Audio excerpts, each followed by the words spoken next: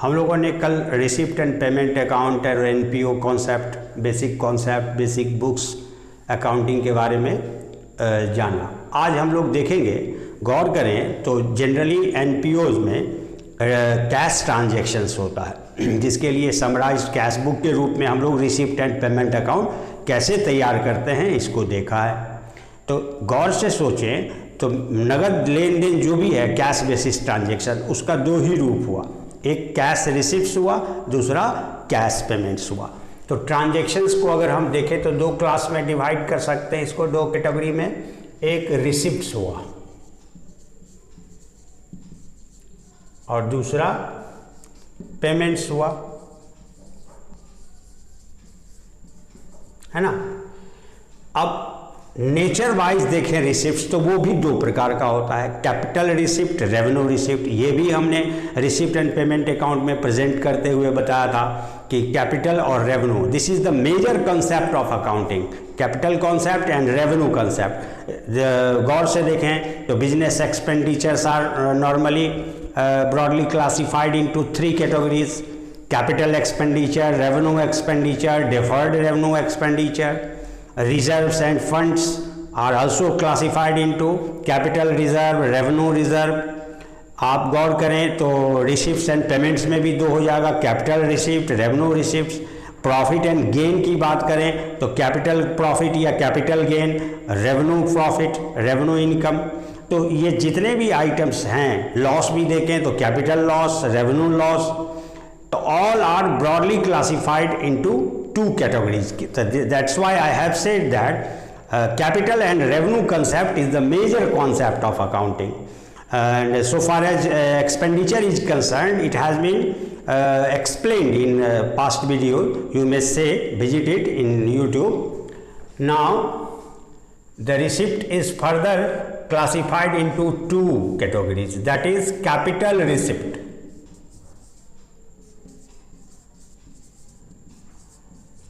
and revenue receipts.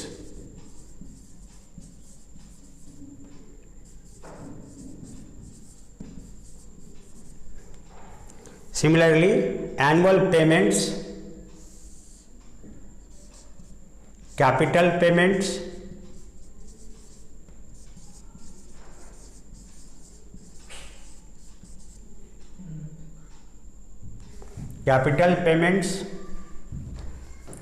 and revenue payments.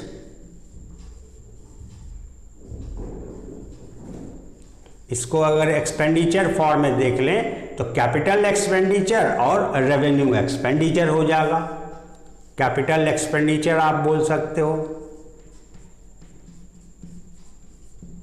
और revenue expenditure बोल सकते हो।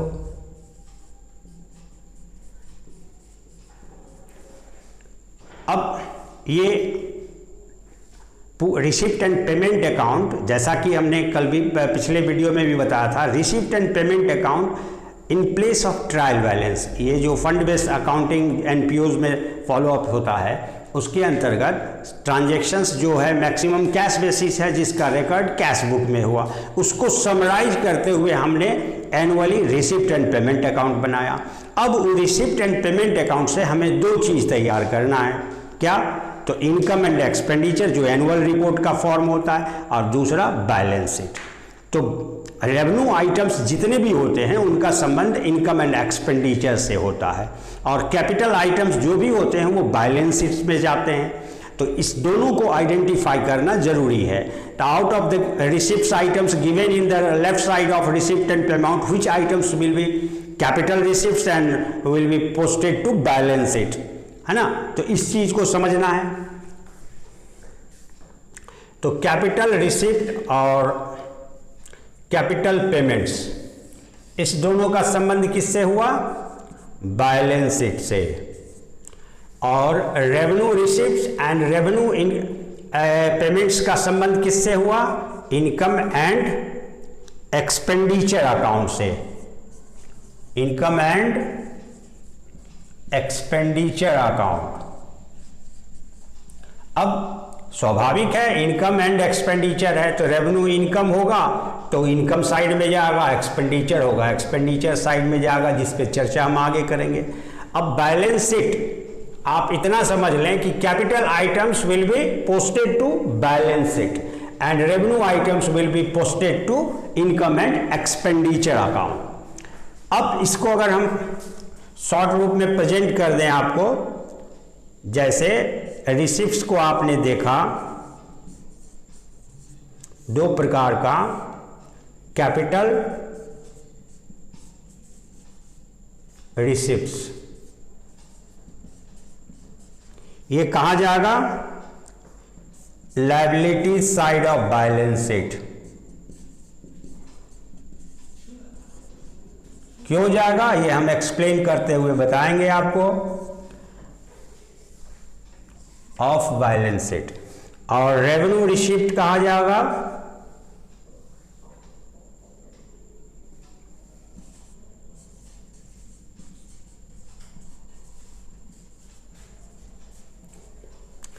Debit side of income and credit side. Income है ना रेवेन्यू रिसिप्ट, तो credit side of income and expenditure account.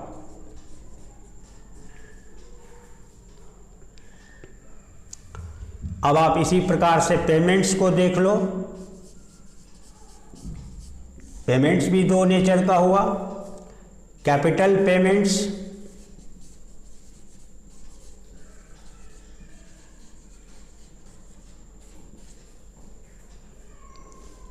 Asset side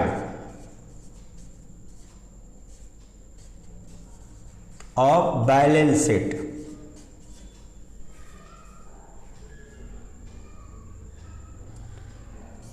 और revenue payment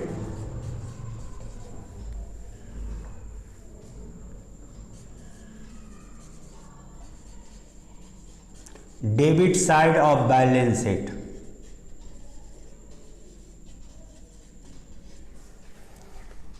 अब क्यों जाएगा, इस कॉन्सेप्ट को लेने के लिए हमें कैपिटल रिसिप्ट और रेवेन्यू रिसिप्ट में अंतर समझना होगा, उसका कॉन्सेप्ट जानना होगा। Write down please. इसे देखिए हम लोग, what is capital receipt.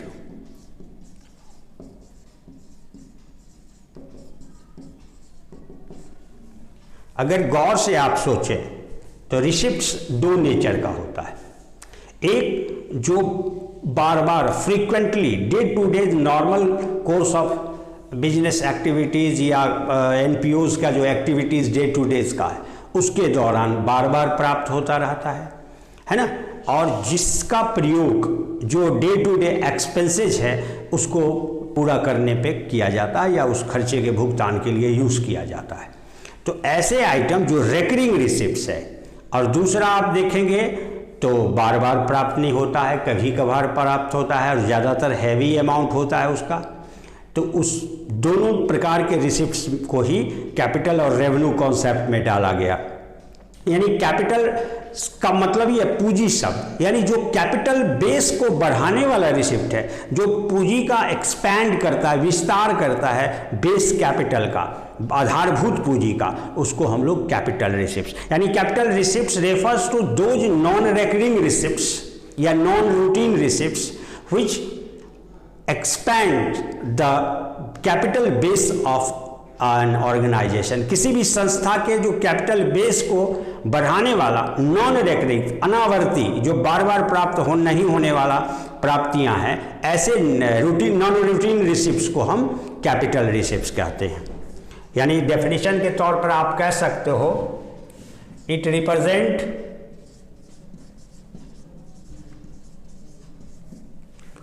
All non routine, जो अनियमित है,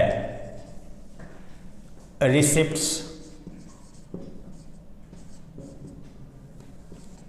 which expand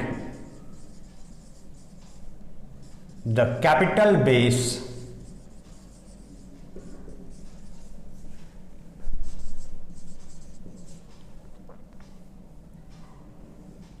of an organization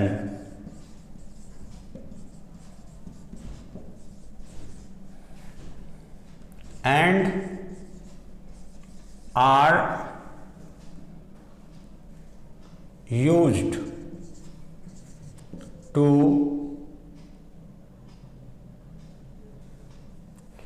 for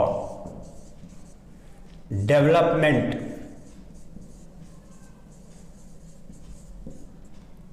and expansion of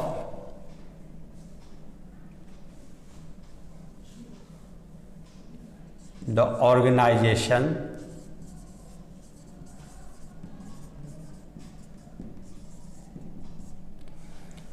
जैसे एग्जाम्पल के तौर पर हमने रिसिप्ट एंड पेमेंट में भी बताया था स्पेशल डोनेशन,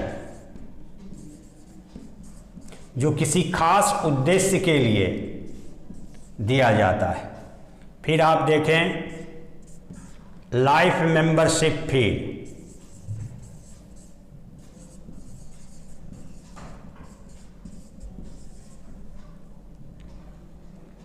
फिर देखें लीगेसी, जो वसीयत के रूप में प्राप्त होता है, कल मैंने बताया था। फिर आप देखें endowment,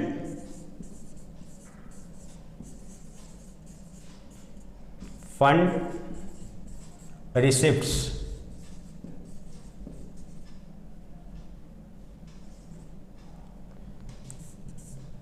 cell proceeds of fixed old या fixed assets, old fixed assets,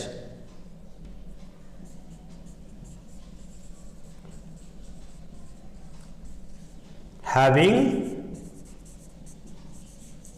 book value। याद रहे कल भी चर्चा किए थे, जिसका एसेट डेप्रिशिएटेड वैल्यू कुछ बचा हुआ हो, रिटेन डाउन वैल्यू जिसको कहा जाता है। लोन रेज्ड, आप अगर बैंक से, फाइनेंशियल इंस्टीट्यूशन से, इस तरह के एनपीओ द्वारा अगर कर्ज लिया जाता है ना, तो ये सब तरह का प्राप्ति जो है वह कैपिटल रिसिप्ट कहलाता है। अगर किसी बिजनेस ऑर्गेनाइजेशन एक कॉर्पोरेट यूनिट का एग्जांपल लें तो इसमें और ज़्यादा बढ़ जाएगा। Issue of share, issue of debenture, issue of bonds, public deposits, ढेर सारे आइटम्स आ जाएंगे। लेकिन एनपीओज में लिमिटेड ट्रांजेक्शन्स होता है, इसीलिए हमने एग्जाम्पल के तौर पर इन सबों को रखा है। तो हम समझते हैं हाँ, एक गवर्नमेंट ग्रांट होता है, याद होगा, गवर्नमेंट से ग्रांट मिलता है फॉर डेवलपमेंट,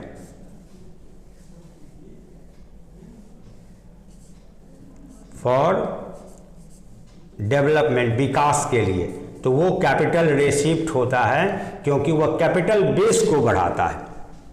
ठीक है, ईटीसी आप कर दे सकते हो। तो कैपिटल रिसिप्ट क्लियर है।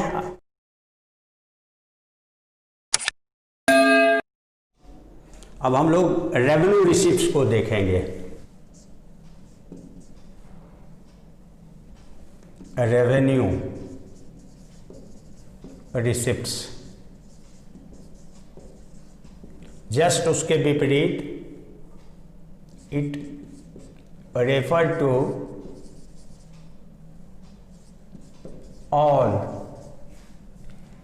रूटीन रिसिप्ट्स, यानी नियमित प्राप्तियां, routine receipts which are received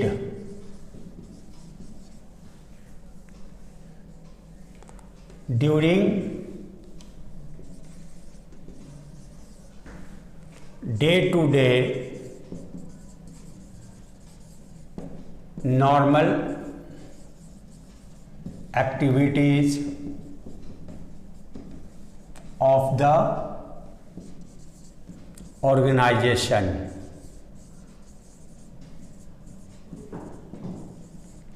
and which are normally used to meet day-to-day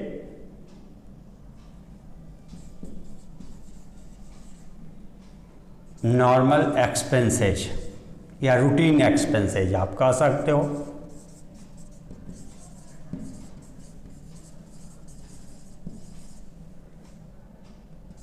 operating and maintenance का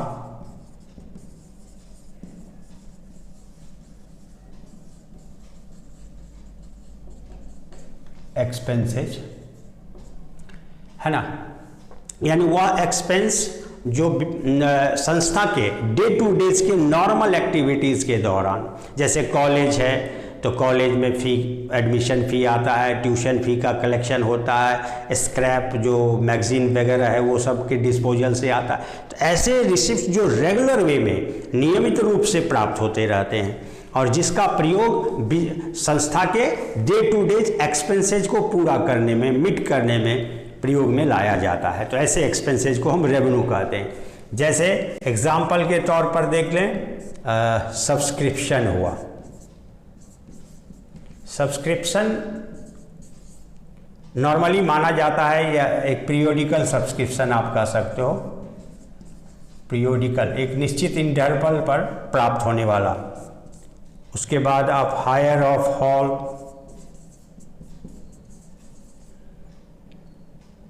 उसके बाद आप देखें इंटरटेनमेंट लेक्चर्स,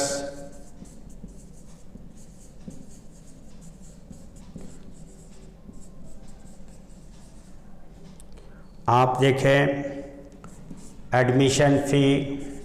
इसके संबंध में कन्फ्यूज़न है।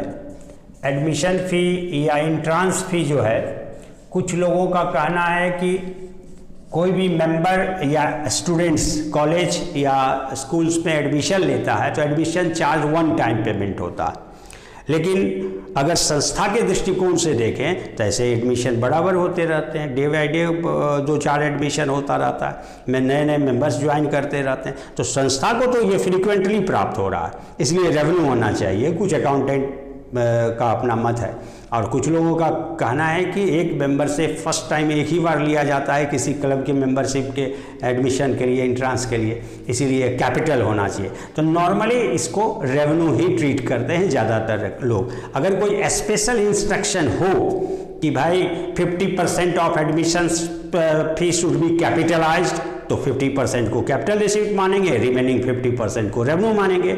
उस प्रकार इस तरह का इंस्ट्रक्शन अगर किसी भी रिसिप्ट के, जैसे सब्सक्रिप्शन में ही कह सकता है 25% subscription is of capital in nature, तो it will be capitalised and remaining 75% will be treated as revenue receipt. ये तो स्पेसिफिक इंस्ट्रक्शन पे डिपेंड करता है, लेकिन इन प्राइमा फेसी प्रथम दृष्टया इसको रेवेन्यू मानते हैं।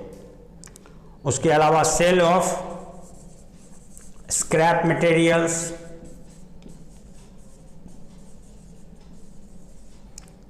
रेंट या डिविडेंड रिसीव्ड,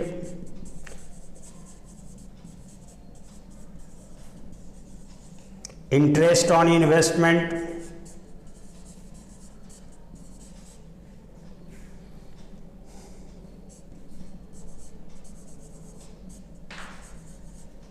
यहाँ ध्यान रहे not special investment.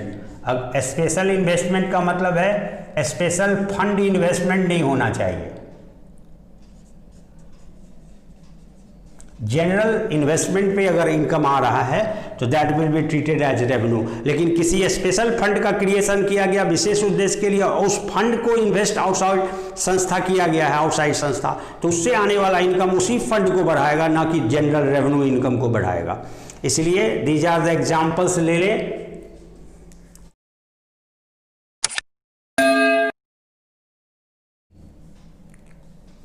Capital payments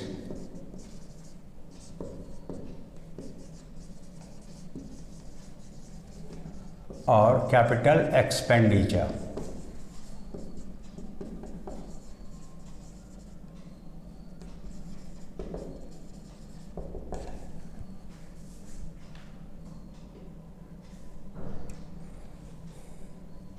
Just it represents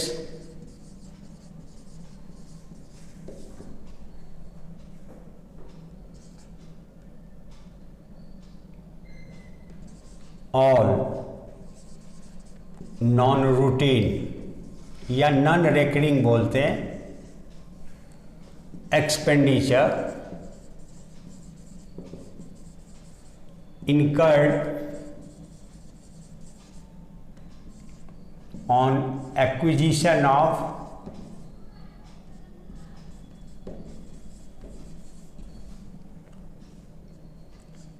fixed or long-term assets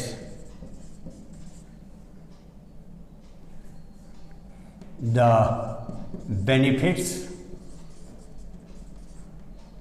of which are expired are likely to accrue during for long period of time.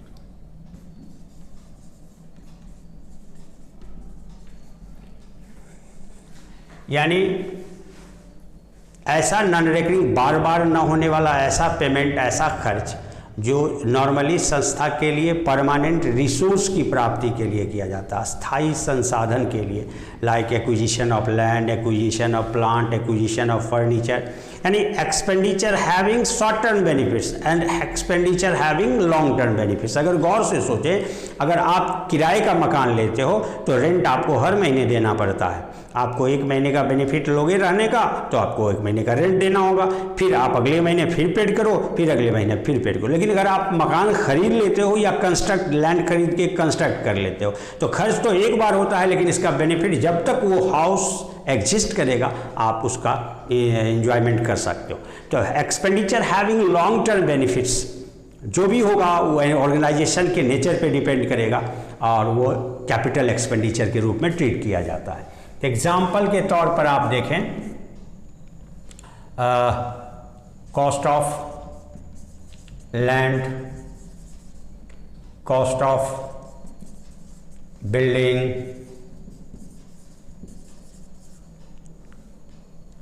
Cost of, अगर library वगैरह में तो books है, cost of furniture,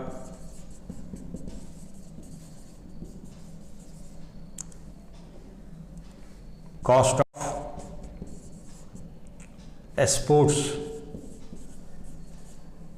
equipments having long term life, not consumable items.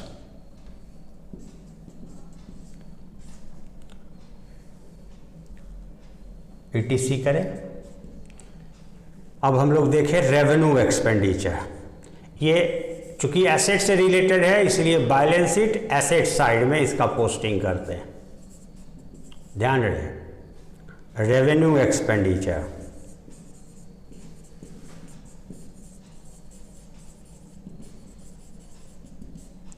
नाम से ही पता चलता है एक्सपेंडिचर हैविंग शॉर्ट टर्म, यानी all routine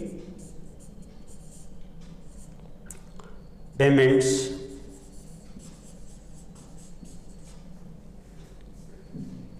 which are made during day-to-day normal courses of activities, the benefits of which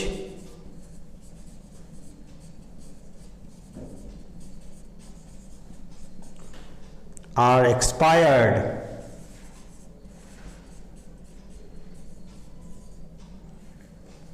within the accounting period,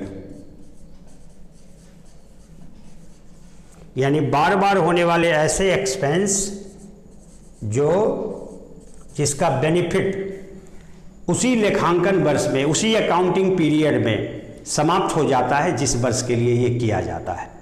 यानी day to day जैसे rent देना, salary देना, ऑफिस एक्सपेंस, स्टेशनरी है, printing है, legal expenses है, audit charge है, ये सब जो एक्सपेंसेज हैं, है ना, वो सब के सब क्या कहलाते हैं? रेवेन्यू एक्सपेंसेज, बार बार होने वाला।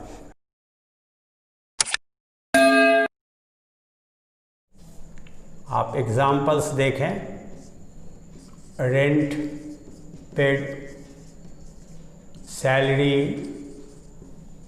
Paid, stationery and printing, legal expenses या लीगल चार्जेज,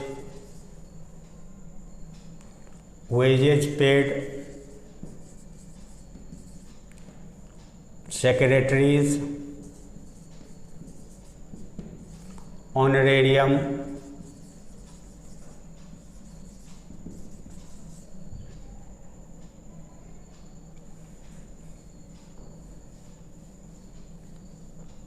इसके अलावा depreciation on fixed assets,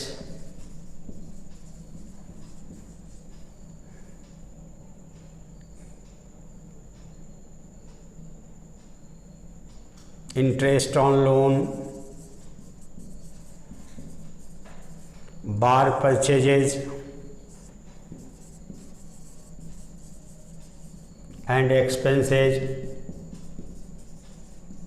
ETC। इस तरह से आप आइडेंटिफाई करेंगे 4 आइटम। कैपिटल कौन सा आइटम है रिसिप्ट रूप में? बैलेंस शीट के लायबिलिटी साइड। और रेवेन्यू रिसिप्ट कौन सा है? इनकम एक्सपेंडिचर क्रेडिट साइड, है ना। तो इस प्रकार से आप आराम से इनकम एक्सपेंडिचर और बैलेंस शीट में जाने वाले आइटम्स को रिसिप्ट एंड पेमेंट अकाउंट से आइडेंटिफाई कर सकते हो, है ना। तो बाकी चर्चा इनकम एंड एक्सपेंडिचर अकाउंट कैसे बनता है, इस पे चर्चा हम लोग नेक्स्ट वीडियो में करेंगे। ओके।